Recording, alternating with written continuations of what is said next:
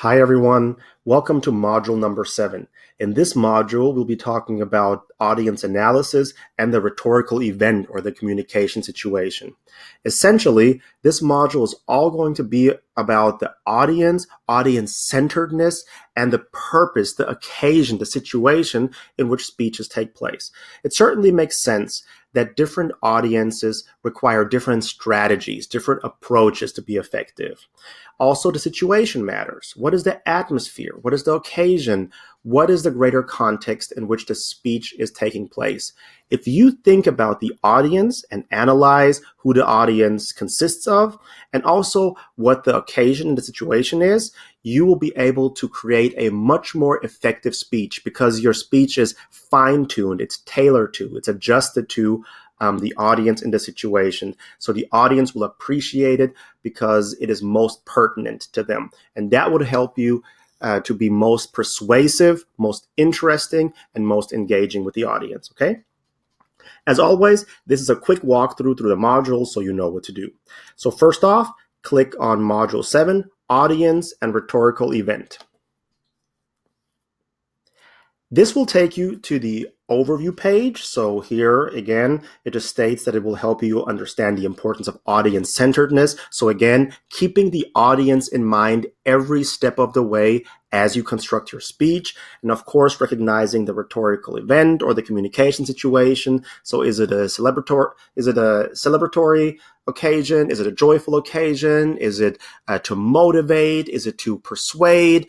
Are you addressing a controversy? What is the reason for the speech? What are you trying to accomplish? What is the greater context, the greater situation, right? So we're going to talk about all that. And also the selection of an appropriate subject matter is important here because selecting the right subject matter and then, of course, organizing the speech appropriately are two incredibly important tools that will help you adjust your speech to the audience, okay? And then, of course, there's always a list of what we need to accomplish in this module, okay?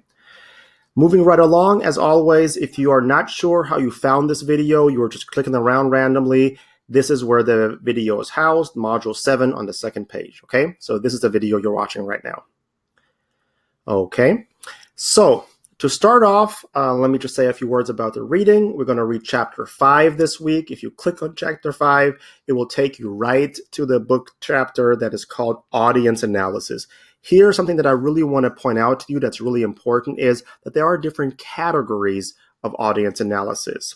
So here, the situation is being acknowledged. The demographic, right? Who is the audience comprised of? That matters, right? There's a psychological analysis, so that's something you can take into account when thinking about different types of audience analysis. And then there's the multicultural analysis. Please pay close attention to this. As you know, as our society is getting more diverse, more multicultural, it is important to have cultural competence. So the multicultural analysis, especially in the context of this class, will help you to think along the right lines and take factors into consideration to make your speech most effective in front of a multicultural audience, okay? So just go through the chapter, just read it. You can see how different audiences are influenced by different variables such as age, sex and gender, income, occupation, religion. So it goes way beyond simply the race, the way it is portrayed on the census, right?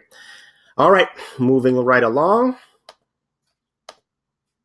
Once you read Chapter 5, hit the next button. And here is a first assignment. This assignment is not as complex as it seems, right? So I know there are a lot of instructions here, but please do not be intimidated by all the verbiage. All this text is here to help you through the assignment and give you some instructions and some support step by step, okay? What you essentially are doing is you're assuming the role of a speechwriter or a publicist. One of your clients, a celebrity or a person of interest, has gotten into trouble. That's the premise, right? They caused some type of controversy and they are scheduled to give a talk. And you are using this talk as an opportunity for the client to redeem themselves, right? You're telling your client, don't worry about the controversy. I will write you a speech that will convince the audience, that will persuade the audience that you're a great person, and that will salvage your reputation, okay? To do so, please find a controversy or a scandal that revolves somewhat along the lines of culture, diversity, cultural identity, and society, okay? And that's pretty easy to find. People get in trouble all the time because of things they said about culture, race, gender. So just do an internet search for it, or just peruse the daily news. There's always something, right? So I posted a link as an example, right? So the Miss Michigan got in trouble. It's kind of weird. It's Miss Michigan World America. So I'm not sure what jurisdiction she falls into.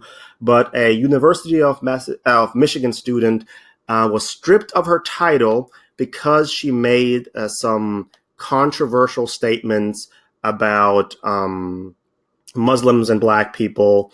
And it caused a little bit of a debate because some are saying she's being attacked for being a conservative and a Trump supporters. Others saying, no, what she said is truly offensive, and therefore stripping her of her title was justified. So here's a controversy about a communication matter, about something a person said in the realm of culture and society, right?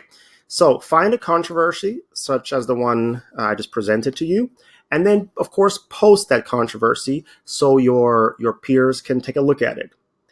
Then, in a post that's about 350 words long, describe. You don't have to write out a speech. Don't write out a whole transcript, right? Don't write out a manuscript for a speech. Don't post an entire outline with main points and subpoints. Just describe what content you would include in the speech. What would you say in the introduction? What main points would you suggest? And what would you suggest your clients say in their conclusion? Okay?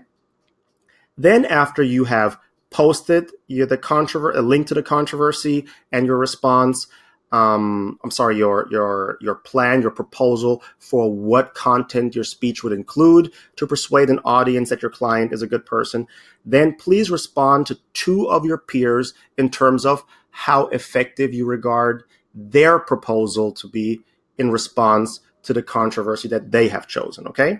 So just read through it. Hopefully it's going to make sense. If not, please send me a message and I'm happy to clarify and walk you through it, okay?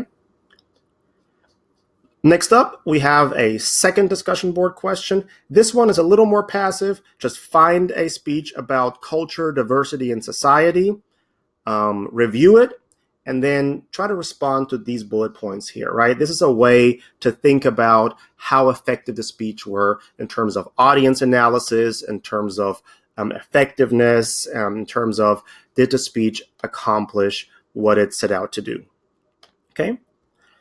And then last, we have a short quiz about Chapter 5. The quiz is really straightforward, just to test what you've retained of Chapter 5. So this is pretty straightforward, okay?